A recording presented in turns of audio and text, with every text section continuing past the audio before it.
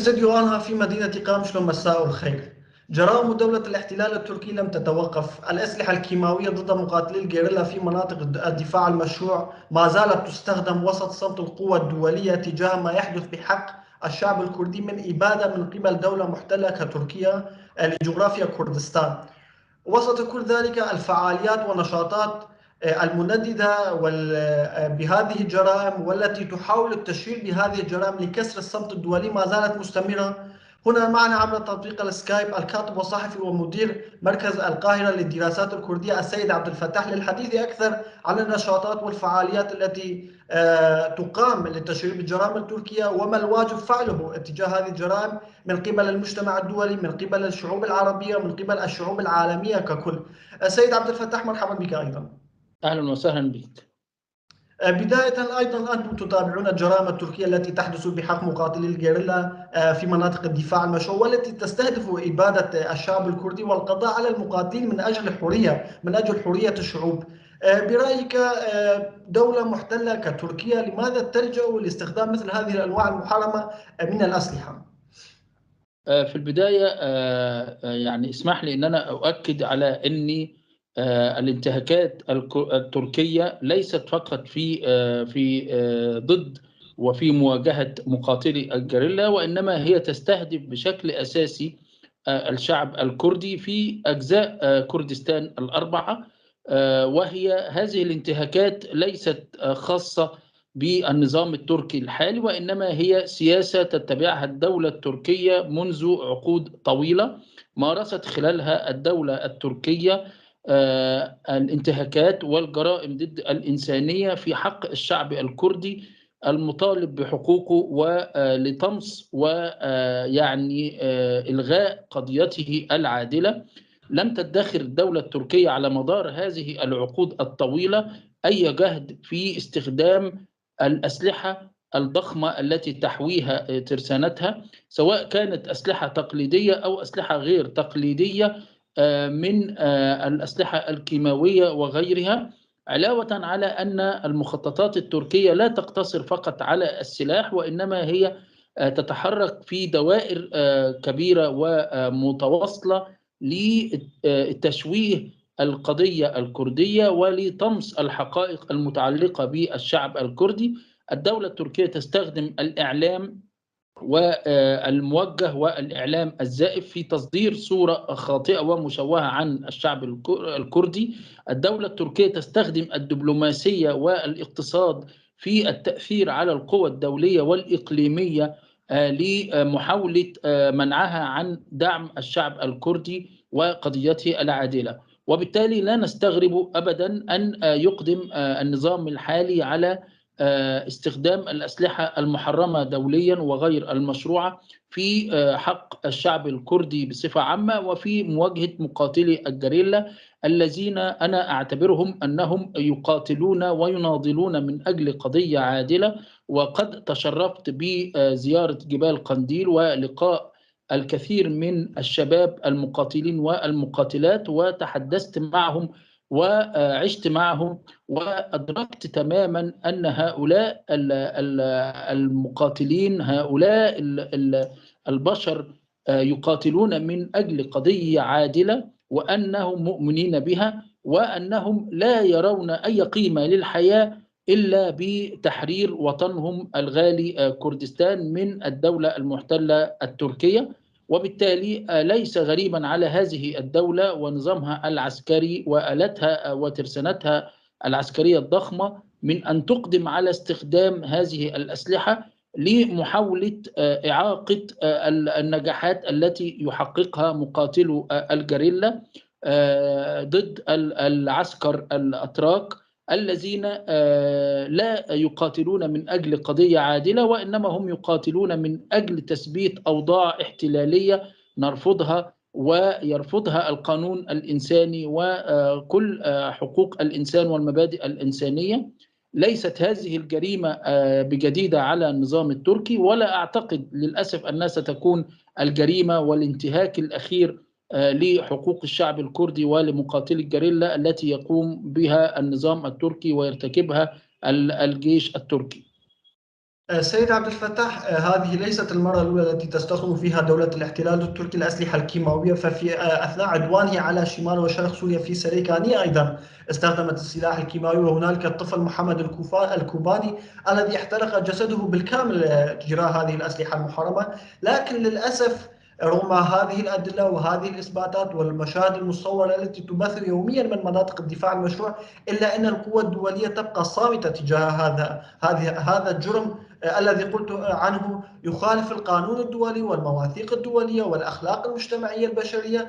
لكن كما قلت المجتمع الدولي أو القوى الدولية بقيت صامتة. برأيك لماذا هذا الصمت المطول وهذا الصمت الذي يبقى مشجعا للدولة التركية للاستمرار بجرائمها الوحشية؟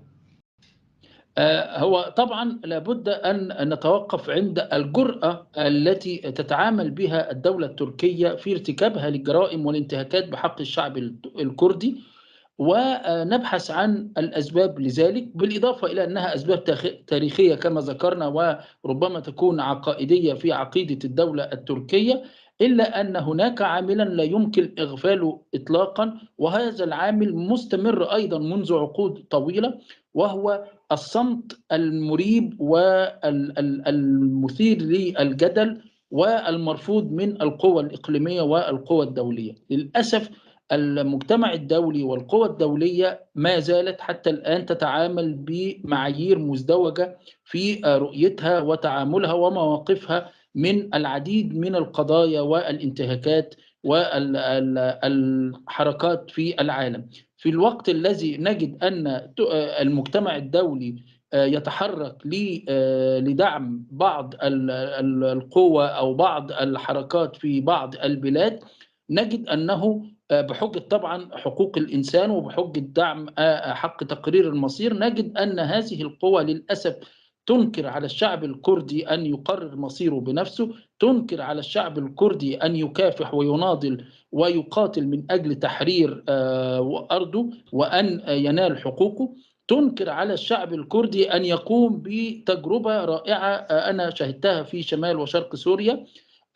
هذا الصمت الدولي المؤسف والمزري تستفيد منه تركيا بإقامة أو يعني أن توهم القوى الدولية بأن هناك مصالح اقتصادية وأن هناك مصالح وأن هناك دور يمكن للدولة التركية أن تلعبه في المنطقة.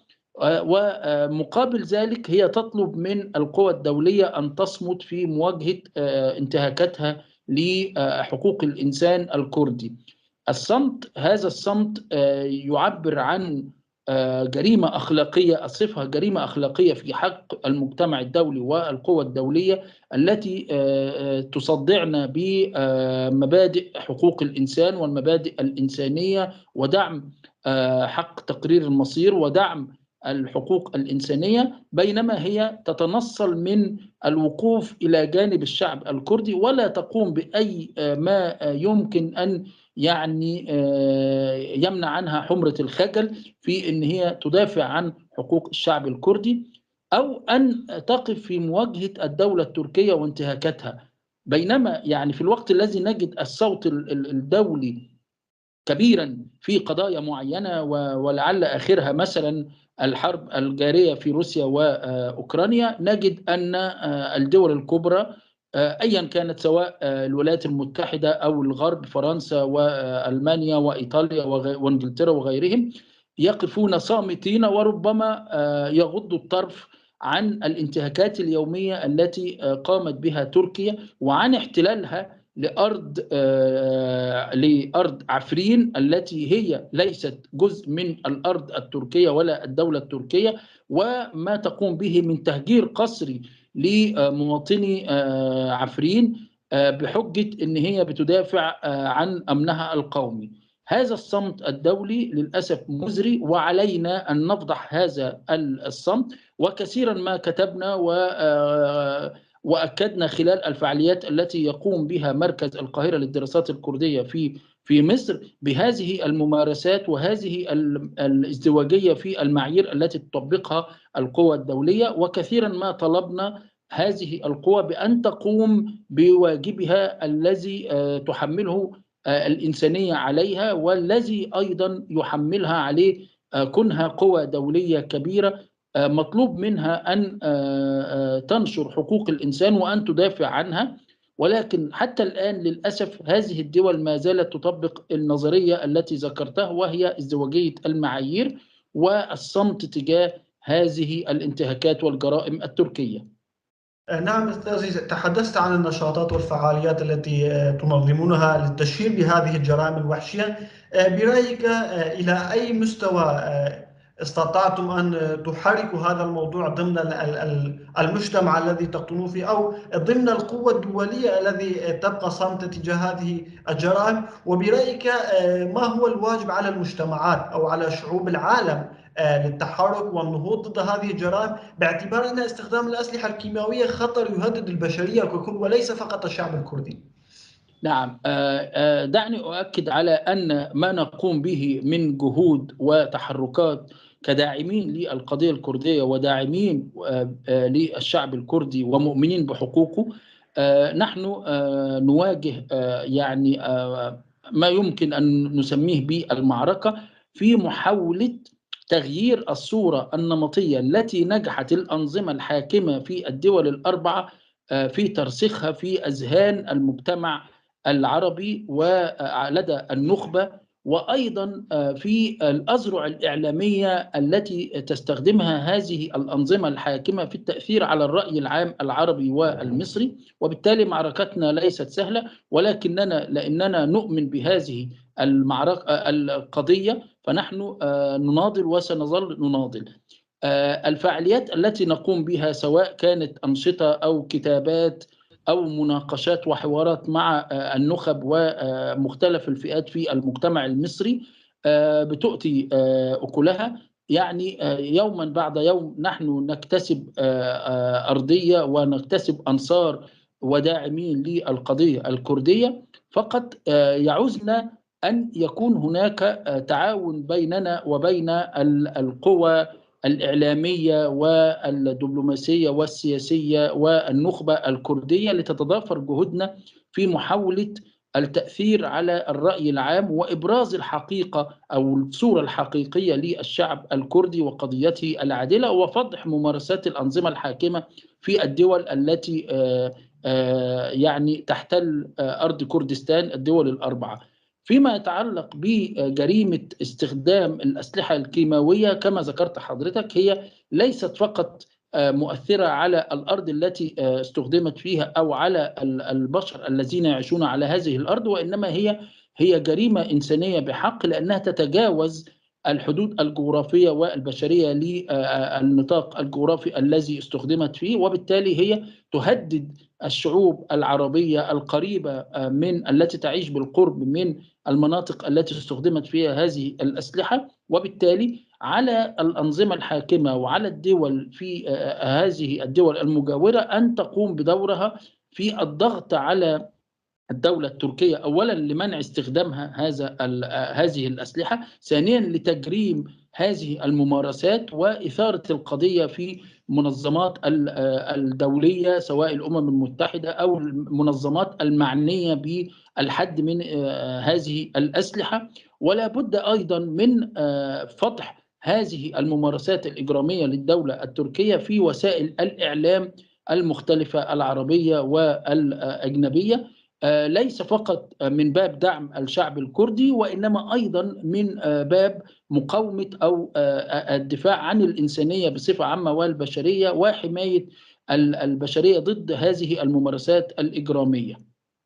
نعم سيد عبد الفتاح، المجتمعات العربية دعنا نقول أو المجتمعات الأجنبية، ما واجبها تجاه المجتمع الكردي أو تجاه الشعب الكردي؟ هنالك علاقة تاريخية ما بين الشعوب المتعايشة على أرض أو جغرافيا كردستان، هنالك شعوب سريانية، هنالك شعوب عربية، دعنا نقول هنالك شعوب في العالم الآخر، الشعوب الأجنبية، الشعوب الإنجليزية، الفرنسية، كلها شعوب تعيش على جغرافيا الكرة الأرضية، وكلها معنية بالانتهاكات التي تنتهجها تركيا لحقوق الإنسان. ما الواجب على هذه الشعوب فعله لدعم القضية الكردية لشجب الجرائم التركية الوحشية؟